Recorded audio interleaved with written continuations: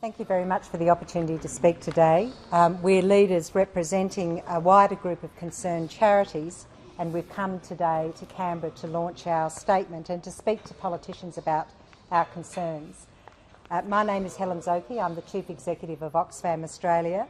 I'm accompanied here today by Hugh de Kretser, who's the Executive Director of the Human Rights Law Centre, Sally Moyle, who's the Chief Executive of Care Australia, David Crosbie, who's the CEO of the Community Council of Australia, Marie Nutt, who's the Chief Executive Officer of Results Australia, Patrick O'Leary, who's the Conservation Partnership Manager of the Pew Charitable Trusts, Nick Martin, who's the Director of Public Affairs, the Fred Hollows Foundation, and Nat Burke, who's the Policy Manager for WWF Australia.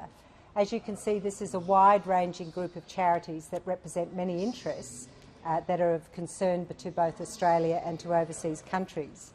The government intends to introduce a bill banning foreign donations to political parties, and as part of this bill, the government intends to ban overseas funding to other organisations who undertake advocacy.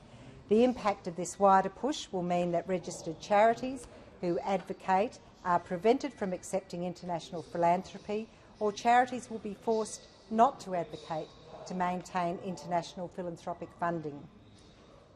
We need to make it clear that we oppose any move or limit to ban charities from receiving international philanthropy.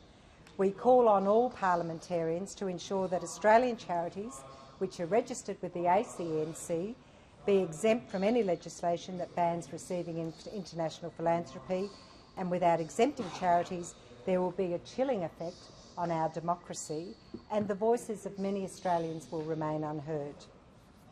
We want today to read the joint statement with you so that you're clear on what we're actually asking from this sector, which forms a large part of the Australian community. Australian charities are united in opposing federal government's attempts to undermine the benefits many Australians receive from philanthropy and to silence their voices. Among a range of worrying impacts, the proposed legislation would limit funding for life-saving medical research, access to education, the voice and rights of Indigenous Australians, and the ability to sustain and protect our shared natural environment. Unless common sense prevails, legislation targeting foreign donations to political parties will ban charities that receive international philanthropy from being able to advocate for Australians, for those in need in our region, and on global issues which Australians care about. There is a categorical difference between donations to political parties and philanthropy for charitable purposes, and if this was changed, it would damage our democracy if there's a failure to recognise this. Can I now call on David Crosbie to read the second section of the statement? Thanks, Helen. This is one of those areas where the federal government's proposed ban on charities receiving overseas donations, it's one of those areas where politicians are out of step with the community. In fact, the research very clearly shows 76% of Australians support charities having a public voice on the causes of their concern and on the communities they represent. And a majority believe that silencing the voice of charities would have a chilling impact on our democracy. We actually want our charities to speak up on behalf of the causes and communities they were established to represent. Good morning, Sally Moyle, CEO of Care Australia.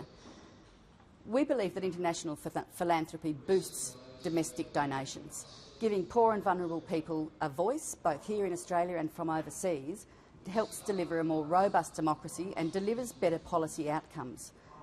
At a time when civil society in our region is being silenced, it's absolutely important for us to be giving a voice to civil society in Australia and boosting international philanthropy, not restricting it. Thanks. Hugh de Kretser from the Human Rights Law Centre. Advocacy by registered charities is often the only way people can ensure that their voices are properly heard in public debates. It's often the only way that they can ensure that politicians are accountable for the decisions that they make that are impacting on people's lives.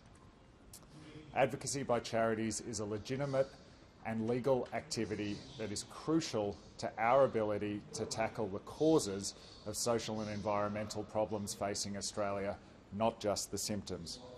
Advocacy has made Australia a better and a fairer place. So together, this coalition of charities is calling on the Australian Parliament to exempt charities, registered charities, from this legislation, to preserve international philanthropy and to protect the ability of charities to stand up for the communities that they represent and stand up for the voices and the interests of those communities for the issues that they deeply care about.